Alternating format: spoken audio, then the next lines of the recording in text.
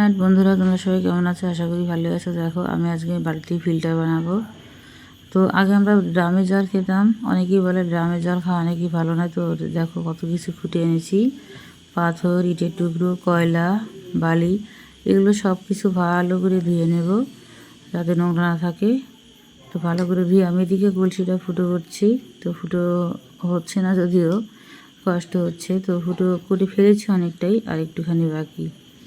তো প্রথমে ভেবেছিলাম মাটির কলসিতেই দেবো, আবার ভাবলাম যে না, মাটির কলসি ফুটো করতে গেলে হয়তো আমি পারবো না, ভেঙে যেতে পারে। যার ধরুন এই কলসিটা বাড়িতেই ছিল, কারণ কি এই কলসিটা এখন কাজে লাগে না, তাই এই কলসিটাই ফুটো করলাম। তো প্রথমে আমি কিছু পাথর ঠাথর দিয়ে নেব, তারপরে বালি দেবো।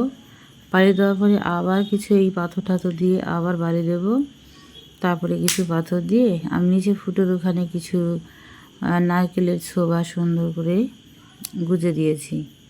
তো দেওয়ার পরে কলসিটা ভালো করে ধুয়ে প্রথম দিন যে জলটা দিয়েছি সেই জলটা ফেলে দিয়েছি, খাইনি, কারণ বাড়ি পাথরের নোংরাগুলো ধুয়ে দিয়ে চলে গেছে। আমি দ্বিতীয় দিন এই জলটা দিয়ে দিলাম, একদম পরিষ্কার হয়ে জলটা পড়ছে। আর এই জলটাই আমি ওই যে সাইডে আবার মাটি হয়ে আছে ওটাতে রাখি, খুব সুন্দর ঠান্ডা হয়ে থাকে খেতে। তো এই দেখো জলটা পড়ছে, তোমরা চাইলে তোমরা বানাতে পারো।